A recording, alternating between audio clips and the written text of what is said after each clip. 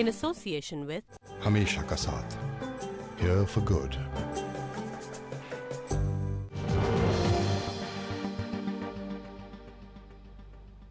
अस्सलाम वालेकुम, मैं हूं अबसार आलम और आज की खबर है ड्रोन हमले और पाक अमेरिका अदालती जंग का आगाज़।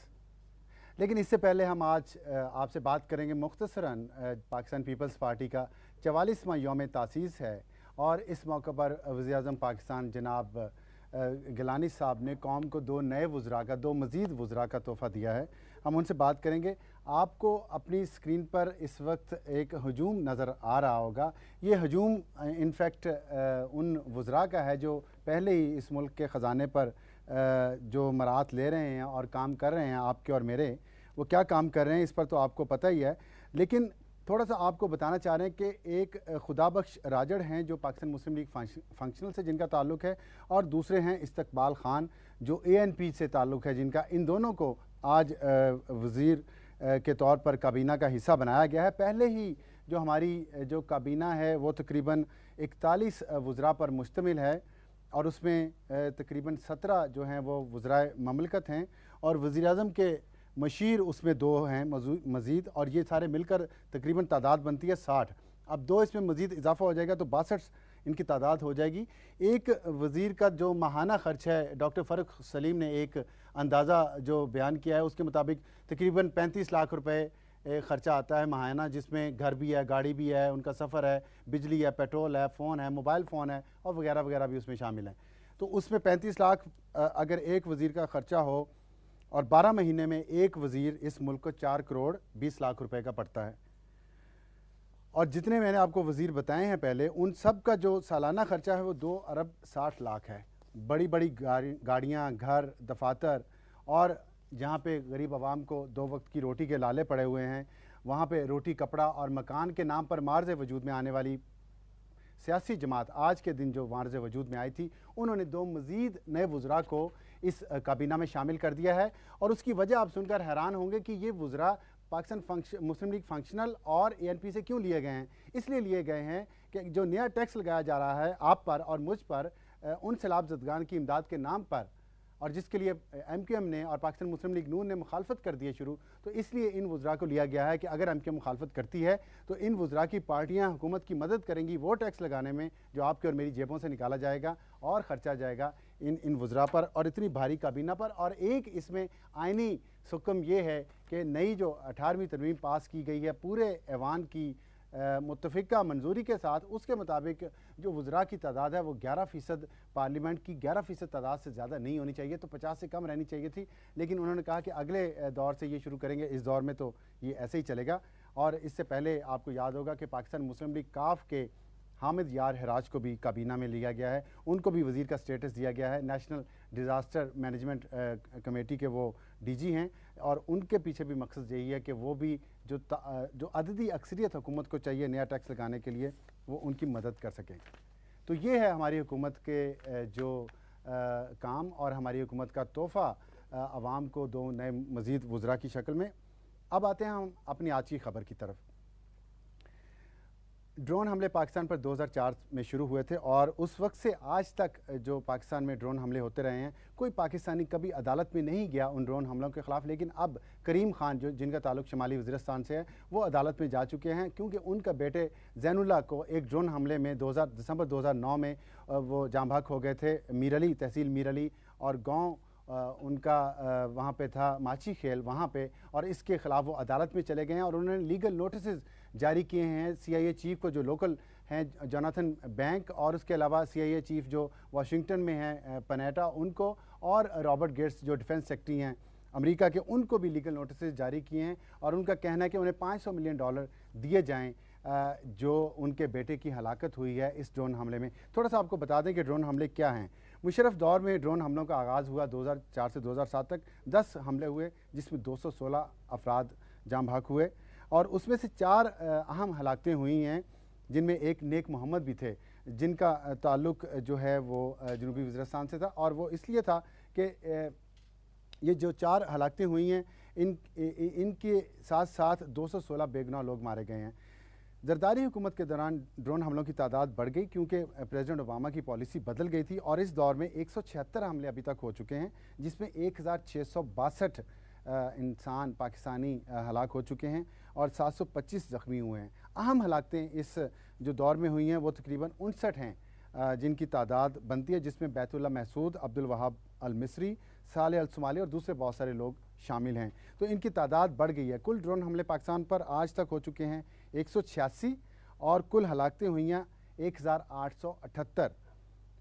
उनमें से 63 अहम हलाकतें कहा जाता है और 1805 बेगुनाह लोग हलाक हुए हैं। उन 1805 बेगुनाह लोगों में से कोई आज तक अदालत में नहीं गया, लेकिन करीम खान ने ये इस काम का आगाज़ किया है। और जैसा कि मैंने आपको बताया कि ये पहले पाकिस्तानी हैं जो अदालत में गए हैं और इन ड्रोन हमलों के ख़िलाफ़ उन्होंने लीगल नोटिस इशू किए। इससे एक मुंसलिक और डेवलपमेंट हुई है। कुछ दिन पहले न्यूयॉर्क की एक अदालत ने DGISI अहमद शुजा पाशा को और जो उनसे पहले DGISI थे जनरल नदीम ताज को और इसके अलावा हाफिज़ सईद को और ज़कीउर रहमान लखवी को नोटिस इशू किए हैं कि वो अदालत में पेश हों।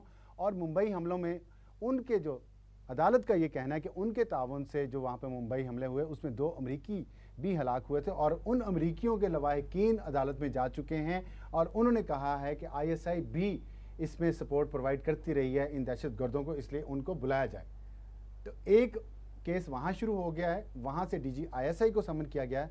एक केस यहाँ शुरू होने जा रहा है जहाँ पे DG और चीफ जो हैं CIA के, उनको भी पाकिस्तान की अदालत शायद समन कर सकती है, नहीं कर सकती, इसमें अदालती ज़ाहिर है मामलात हैं और कानूनी पोजीशन है। हम बात करेंगे। हमारे साथ मौजूद हैं स्टूडियो में अहमद बिलाल सूफ़ी जो माहिर हैं बैनुल अक़वामी क़वानीन के, और उनके साथ तशरीफ़ रखते हैं अंसार अब्बासी जो एडिटर हैं इन्वेस्टिगेशन दी न्यूज़ के और सीनियर तजज़ियाकार हैं। हमारे साथ इस्लामाबाद से ज्वाइन किया बैरिस्टर शहजाद अकबर ने जो वकील हैं करीम खान के, जिन्होंने ये पटिशन दायर की है अदालत में। इनसे हम बात शुरू करते हैं। अहमद साहब बताइएगा कानूनी पोजीशन क्या है, क्योंकि जो शहजाद अकबर साहब ने और करीम खान साहब ने अपनी पटिशन में सवाल उठाया है वो ये है कि जोनाथन बैंक जो यहाँ CIA के चीफ हैं उनका नाम एग्ज़िट कंट्रोल लिस्ट पर डाला जाए। क्या ये मुमकिन है? देखिए, उनकी जो पिटिशन की तफसीलात अखबारात में आई हैं, वो अभी उन्होंने एक लीगल नोटिस दिया है और लीगल नोटिस जो है वो उन्होंने दिया है इस बुनियाद पर कि जो उनके मुवक्किल हैं उनके भाई, उनके बेटे और उनके जो कुछ और लोग हैं उनको ड्रोन अटैक में मारा गया है और इसलिए अमेरिकन हुकूमत जो है बराह रास्त इसमें इन्वॉल्व है और उसके हुक्काम इन्वॉल्व हैं।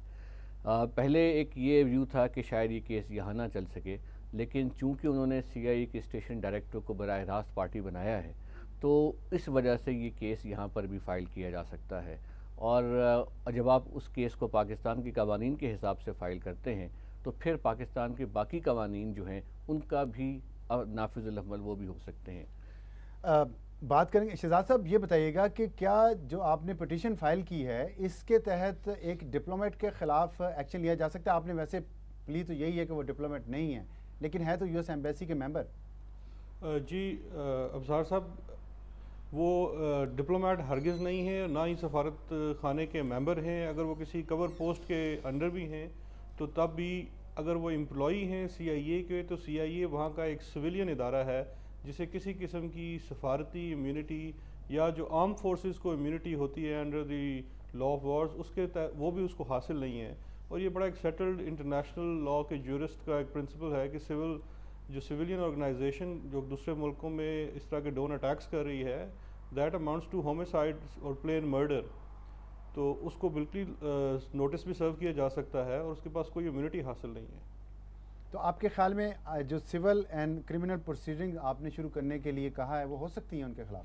जी बिल्कुल हो सकती हैं। इसके लिए हम फौजदारी अदालतों में तो नहीं जाएंगे, दीवानी अदालतों में इस्लामाबाद में जाएंगे और हमें कभी इम्कान है और निज़ाम के ऊपर पूरा भरोसा है कि ये एडमिसिबल होगी और इंशाल्लाह उनके खिलाफ नोटिस इशू होंगे। लेकिन एक बात ये कही जाती है कि ये पाकिस्तानी हुकाम की मर्ज़ी से ये हमले हो रहे हैं, इसमें आपने पाकिस्तानी हुकाम को तो पार्टी नहीं बनाया। देखिए, इसमें हम ये दो मुख्तलिफ नौयत के मामले हैं। एक तो आइनी मसला है जिसमें हम आइनी तौर पे आइनी पिटीशन के तहत सुप्रीम कोर्ट और हाई कोर्ट से रजू करेंगे, लेकिन वो सिर्फ करीम खान का मसला नहीं होगा। मेरा क्लाइंट करीम खान, उसने अपने भाई और अपने बेटे को खोया है इस अटैक में, और उसका जो हरजाना वो दावा कर रहा है वो स्पेसिफिकली CIA के हुकाम से कर रहा है, जो कि उसको ऑपरेट करते हैं ड्रोन्स को। तो ये उसका पहला कदम है। इसमें लाजमी तौर पे हुकूमत पाकिस्तान से भी जवाब तलब किया जाना चाहिए। हमने अपनी पटिशन में भी और प्रेस कॉन्फ्रेंस में भी chief justice of Pakistan Iftikhar Mahmood Chaudhry साहब से इस्तदा की है कि वो इसका सुओ मोटो नोटिस लें, और हम इसमें कोशिश कर रहे हैं कि हमें मज़ीद विक्टिम्स, इनोसेंट विक्टिम्स मिलें। मज़ीद तो इनोसेंट विक्टिम आपने कहा हमें मिलें। अंसार बाजी साहब ये बताइएगा, 1805 पाकिस्तानी इसमें जाँ बहक हुए हैं जिनका कोई कसूर नहीं था, और पाकिस्तानी हुक्मरानों ने इजाज़त तो दी है ना इन ड्रोन अटैक्स की। देखें, बिल्कुल पहले तो आपने कहा ना कसूर नहीं था, तो मैं थोड़ा सा मेरा ख्याल है आपने जब इनिशियली ये फिगर्स दी ना, तो आपने बार बार ये कहा कि वो हलाक हुए हैं। ये लोग इनोसेंट थे, ये लोग हलाक नहीं हुए, या जहाँ बहक हुए हैं या ये लोग शहीद हुए हैं, और जो मारने वाले थे वो अमेरिकन थे और पाकिस्तान की सोवरेनिटी को वायलेट करते हुए उन्हें आके हमले कर रहे हैं।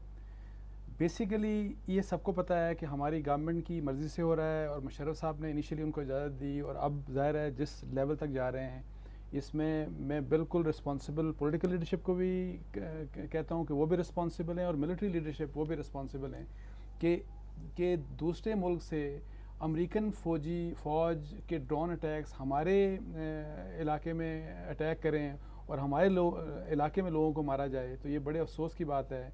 ये पॉलिटिकल डिसीजन की ज़रूरत नहीं है, इसमें तो आर्मी को पूछने की ज़रूरत ही नहीं है, बिकॉज अंडर द कॉन्स्टिट्यूशन अगर आपके एरिया में कोई दुश्मन की फ़ौज या कोई भी कोई इस तरह का कोई इन्वेड करता है या कोई इस तरह की इंटरफेरेंस करता है, तो फ़ौज को लगाया इसीलिए जाता है। इनकी रिस्पॉन्सिबिलिटी हमारे फ्रंटियर्स पे होती ही इसीलिए है कि आप इस किस्म के आपके ख्याल में परवेज़ मुशर्रफ साहब को ये पता नहीं था कि उनकी क्या रिस्पॉन्सिबिलिटी? नहीं, मुशर्रफ ने तो बेचा है ना, इस मुल्क को बेचा ना, उन्होंने तो इस मुल्क को अमेरिका के हाथों बेचा है। यही तो उनको क्या फ़ायदा है इसका? बस अपने रूल को परपेचुएट करने के लिए उन्होंने किया। लेकिन इस मसले में मैं ये कहूँगा कि अफसोस की बात यह है कि जो एक इंडिविजुअल ने किया, जिसका बेटा और भाई मारा गया, बेसिकली ये रिस्पॉन्सिबिलिटी स्टेट की है हमारी, बेसिकली ये रिस्पॉन्सिबिलिटी हमारी नेशनल असेंबली पार्लियामेंट की, बेसिकली हमारी रिस्पॉन्सिबिलिटी पॉलिटिकल पार्टीज़ की है, बेसिकली हमारी रिस्पॉन्सिबिलिटी फ़ौज की है।